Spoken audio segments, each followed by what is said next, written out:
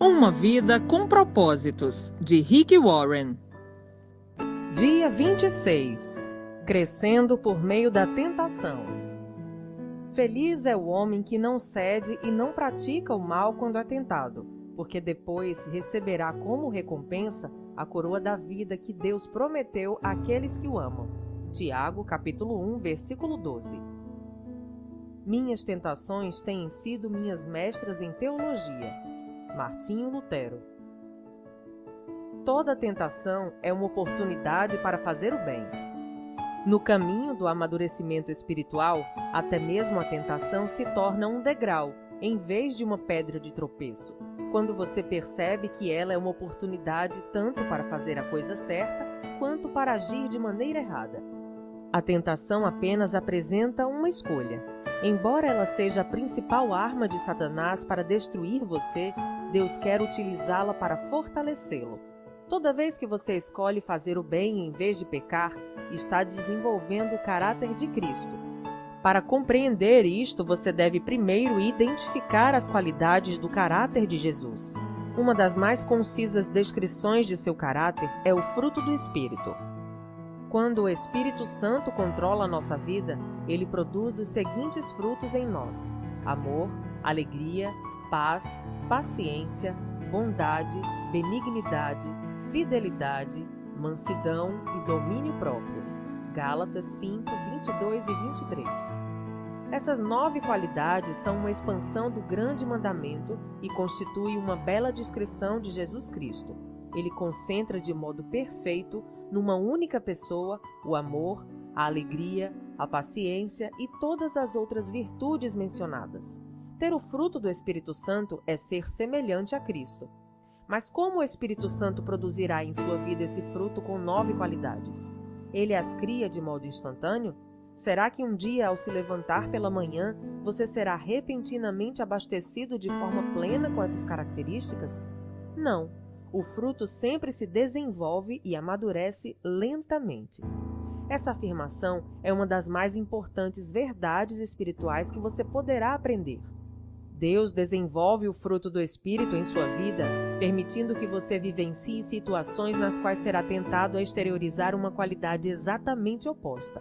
O desenvolvimento do caráter sempre envolve uma escolha e a tentação propicia essa oportunidade. Por exemplo, Deus nos ensina a amar, colocando pessoas desagradáveis ao nosso redor. Amar pessoas agradáveis e que ainda por cima são amáveis conosco não exige nenhum caráter. O Senhor nos ensina a verdadeira alegria no meio da aflição quando nos voltamos para Ele. A felicidade depende de circunstâncias externas, mas a alegria fundamenta-se no relacionamento com Deus. O Senhor promove a verdadeira paz dentro de nós, não fazendo com que tudo saia como planejamos, mas permitindo períodos de confusão e insegurança.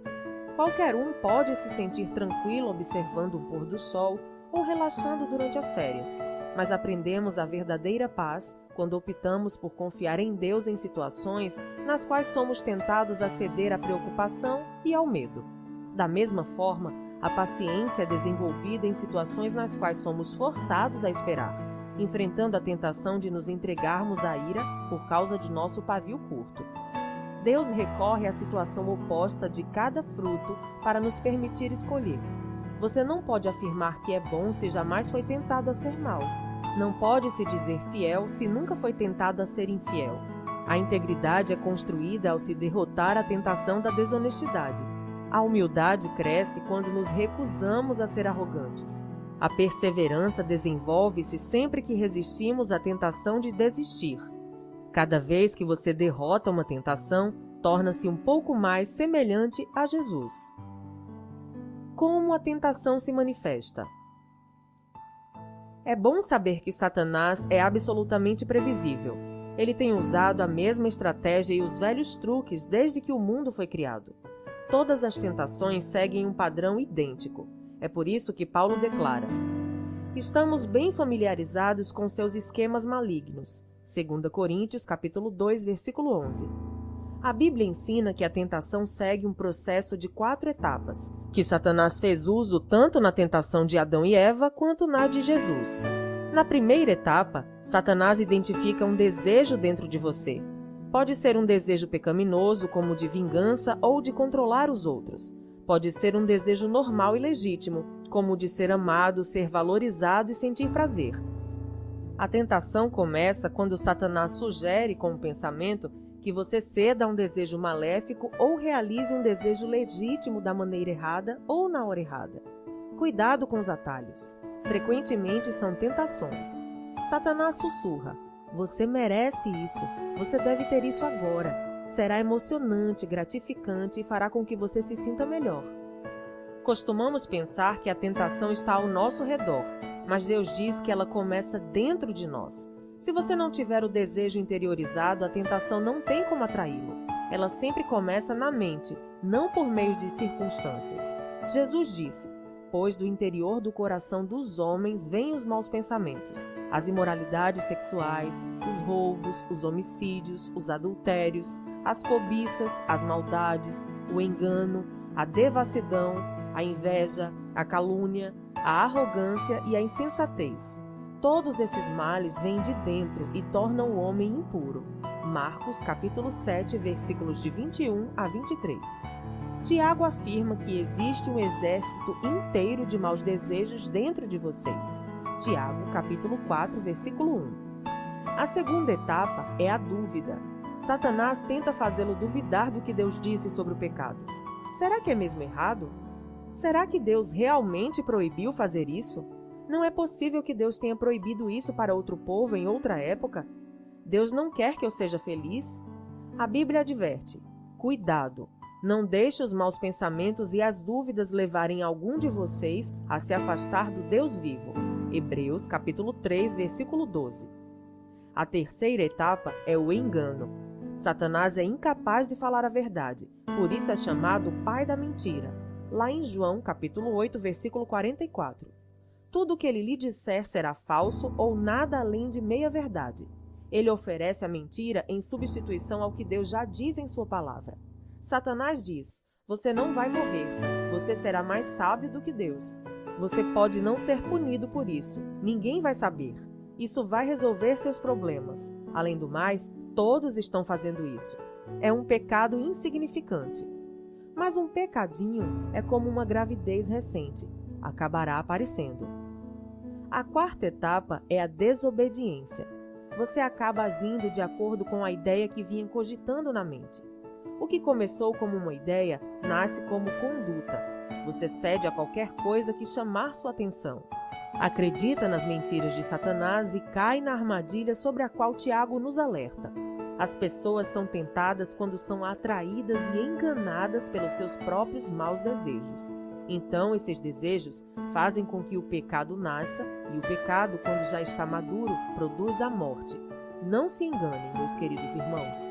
Tiago, capítulo 1, versículos 14 a 16. Superando a tentação. Compreender como a tentação se manifesta é bastante proveitoso, mas alguns passos são necessários para que você venha a superá-la. Recuse a ser intimidado. Muitos cristãos são aterrorizados e aviltados por pensamentos tentadores, sentindo-se culpados por não estarem fora do alcance da tentação. Eles sentem vergonha pelo simples fato de terem sido tentados, sinal de que não entendem o verdadeiro significado de maturidade espiritual. Você jamais se livrará da tentação. Em certo sentido, você pode considerar a tentação um elogio. Satanás não precisa tentar aqueles que já fazem a vontade dele, pois já lhe pertencem. A tentação é um indício de que Satanás odeia você, mas não um sinal de fraqueza ou de vida profana.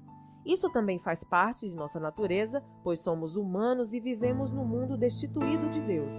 Não fique surpreso, abalado ou intimidado por isso. Seja realista quanto à inevitabilidade da tentação. Você jamais poderá evitá-la completamente.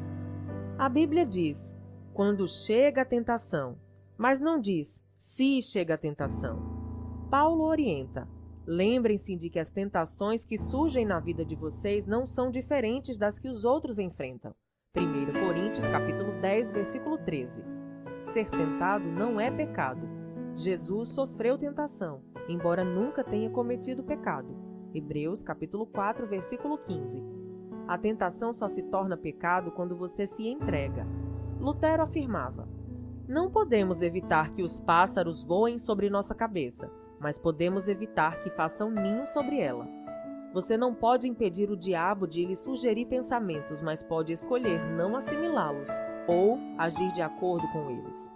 Por exemplo, muitos não sabem a diferença entre atração física ou excitação sexual e sensualidade. Não são a mesma coisa. Deus fez de cada um de nós um ser sexuado, e isso é bom. Atração e excitação são reações naturais e espontâneas. Uma inclinação afetiva concedida por Deus como resposta à beleza física. Já a lascívia é uma atitude deliberada do desejo.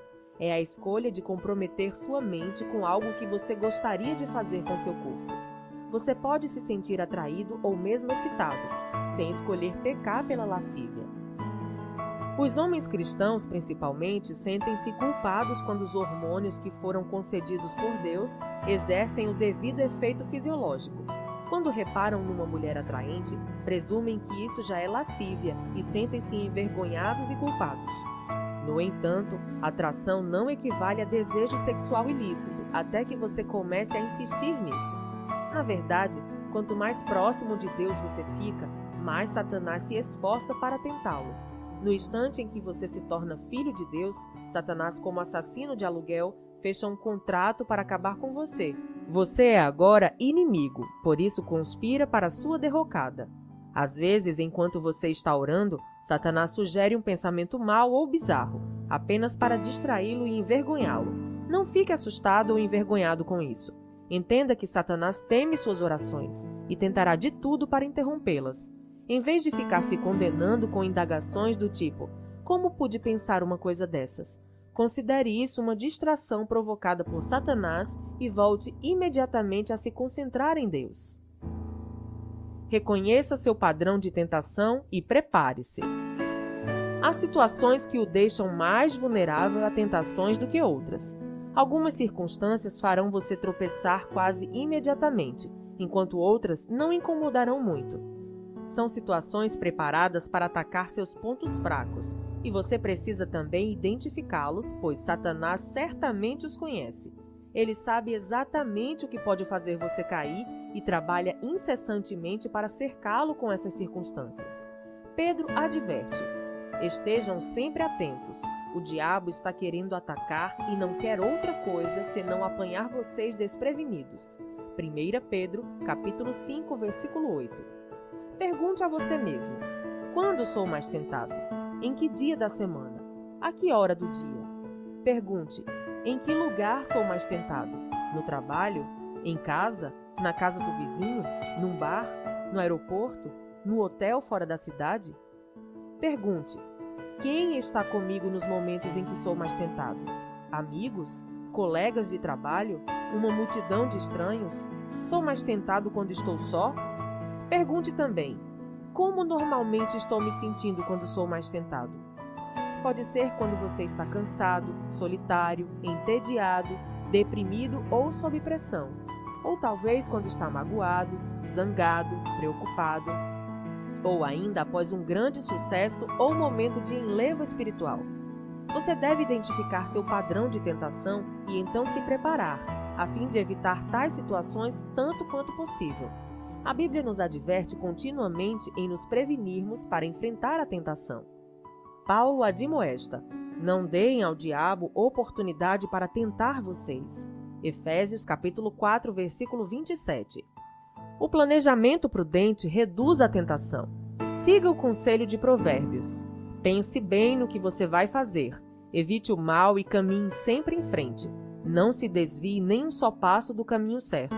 Provérbios capítulo 4, versículos 26 e 27. O povo de Deus evita os maus caminhos e se protege, observando o lugar por onde vai. Provérbios capítulo 16, versículo 17. Peça ajuda a Deus. O céu tem uma linha direta 24 horas para emergências. Deus quer que você peça ajuda quando a tentação estiver muito forte. Ele diz: e clame a mim no dia da angústia, eu o livrarei e você me honrará. Salmo 50, versículo 15. Chamo isso oração micro-ondas, porque é rápida e objetiva. Socorro! Quando bate a tentação, você não tem tempo para uma conversa longa com Deus. Simplesmente clama por socorro. Davi, Daniel, Pedro, Paulo e milhões de outros fizeram esse tipo de oração instantânea, pedindo ajuda na hora da aflição. A Bíblia garante que nosso pedido de socorro será ouvido, porque Jesus se compadece de nossa luta. Ele enfrentou as mesmas tentações que nos afligem. Cristo compreende as nossas fraquezas, pois ele enfrentou as mesmas tentações que enfrentamos, ainda que não tenha cometido pecado. Hebreus capítulo 4, versículo 15. Se Deus está aguardando para nos ajudar a derrotar as tentações, por que não pedimos sua ajuda com mais frequência?